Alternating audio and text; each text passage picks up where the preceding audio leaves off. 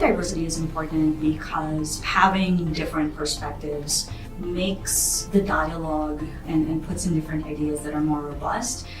Gender, geography, experiences just matters when you try to build something that's truly global.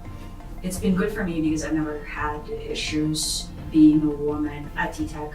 Just think that it's always just been about your capability and what you bring to the game versus what your gender is or where you came from or what your experience was. If you have something to say, they listen.